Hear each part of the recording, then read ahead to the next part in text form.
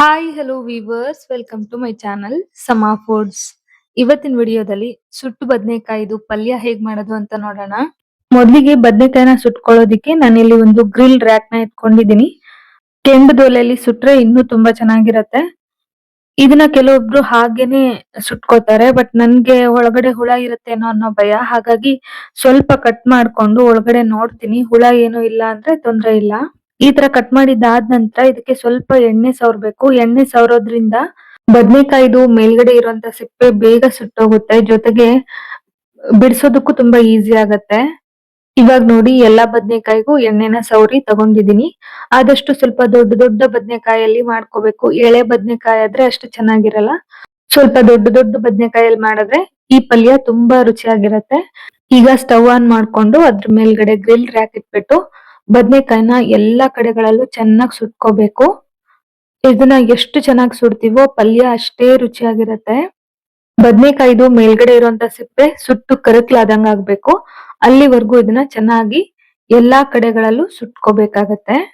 ಇವಾಗ ನೋಡಿ ಪೂರ್ತಿ ಎಲ್ಲ ಕರಕ್ಲಾಗಿ ಅದ್ರ ಮೇಲ್ಗಡೆ ಇರುವಂತ ಸಿಪ್ಪೆ ಎಲ್ಲ ಉದುರ್ತಾ ಇದೆ.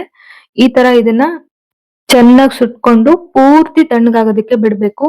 ಪೂರ್ತಿ ತಣ್ಣಗಾಗ್ದೇನೆ ನಾವು ಮ್ಯಾಶ್ ಮಾಡ್ಕೊಳಕ್ ಹೋದ್ರೆ ಅದು ಒಳಗಡೆ ಇನ್ನೂ ಗಟ್ಟಿಯಾಗೇ ಇರತ್ತೆ, ಮತ್ತೆ ಅಷ್ಟು ಚೆನ್ನಾಗಿ ಬೆಂದಿರೋದಿಲ್ಲ. ಬಿಸಿಯಾಗಿರೋದನ್ನ ಹಾಗೆ ನಾವು ತಣ್ಣಗಾಗೋದಕ್ಕೆ ಬಿಟ್ರೆ ಒಳಗಡೆ ಇನ್ನೂ ಕೂಡ ಚೆನ್ನಾಗಿ ಬೇಯುತ್ತೆ. ಇವಾಗ ನೋಡಿ ಮೇಲ್ಗಡೆ ಇರುವಂತ ಸಿಪ್ಪೆ ಎಲ್ಲ ತೆಗೆದು ಅದನ್ನ ಕೈಯಲ್ಲೇ ಮ್ಯಾಶ್ ಮಾಡ್ಕೊಳ್ತಾ ಇದ್ದೀನಿ. ಕೆಲವ್ರಿಗೆ ಈ ತರ ಕೈಯಲ್ಲಿ ಕಿವುಚೋದು ಅಷ್ಟ್ ಇಷ್ಟ ಆಗಲ್ಲ, ಅಂತವ್ರು ಮ್ಯಾಶ್ ಮಾಡ್ಕೊಳ್ಬಹುದು. ಬಟ್ ನನ್ಗೆ ಈ ಗೊಜ್ಜು ಕೈಯಲ್ಲಿ ಮಾಡಿದ್ರೇನೆ ಚೆನ್ನಾಗಿರತ್ತೆ. ಸೊ ಹಾಗಾಗಿ ನಾನು ಕೈಯಲ್ಲೇನೆ ಮಾಡ್ಕೊಳ್ತಾ ಇದ್ದೀನಿ. ಫ್ರೆಂಡ್ಸ್, ನೀವೇನಾದ್ರೂ ನಮ್ ಚಾನಲ್ ನ ಫಸ್ಟ್ ಟೈಮ್ ವಿಸಿಟ್ ಮಾಡ್ತಾ ಇದ್ರೆ ಪ್ಲೀಸ್ ನಮ್ ಚಾನಲ್ ನ ಸಬ್ಸ್ಕ್ರೈಬ್ ಮಾಡ್ಕೊಳ್ಳಿ, ಸಪೋರ್ಟ್ ಮಾಡಿ. ಹಾಗೆ ವಿಡಿಯೋ ಇಷ್ಟ ಆದ್ರೆ ಒಂದ್ ಲೈಕ್ ಸಹ ಮಾಡಿ. ಇವಾಗ ನೋಡಿ ಪೂರ್ತಿಯಾಗಿ ಮ್ಯಾಶ್ ಮಾಡ್ಕೊಂಡಿದೀನಿ ಕೈಯಲ್ಲೇನೆ. ಅದನ್ನ ಸೈಡಿಗೆ ಎತ್ತಿಟ್ಕೊಂಡು ಒಲೆ ಮೇಲೆ ಒಂದು ಪಾತ್ರೆ ಇಟ್ಕೊಂಡಿದೀನಿ. ಅದಕ್ಕೆ 2 ಚಮಚ ಎಣ್ಣೆ, ಅರ್ಧ ಚಮಚ ಸಾಸಿವೆ, ಅರ್ಧ ಚಮಚ ಜೀರಿಗೆ, ಒಂದ್ 3-4 ಎಸಳು ಬೆಳ್ಳುಳ್ಳಿನ ಜಜ್ಜಿ ಸೇರಿಸ್ತಾ ಇದ್ದೀನಿ. 1 ಕಡ್ಡಿ ಕರಿಬೇವನ್ನ ಕೂಡ ಸೇರ್ಸಿದೀನಿ. ಈಗ ಒಗ್ಗರಣೆ ಎಲ್ಲ ಚೆನ್ನಾಗಿ ಫ್ರೈ ಆದ ನಂತರ 1 ಈರುಳ್ಳಿನ ಸಣ್ಣದಾಗಿ ಕಟ್ ಮಾಡಿ ಸೇರ್ಸಿದೀನಿ. ಈಗ ಈರುಳ್ಳಿನೂ ಸಹ ಚೆನ್ನಾಗಿ ಫ್ರೈ ಮಾಡ್ಕೊಂಡು ಅದಕ್ಕೇನೆ ಒಂದು ದೊಡ್ಡ ಹುಳಿ ಟೊಮ್ಯಾಟೊ ಕೂಡ ಸಣ್ಣದಾಗಿ ಕಟ್ ಮಾಡಿ ಸೇರ್ಸಿದೀನಿ.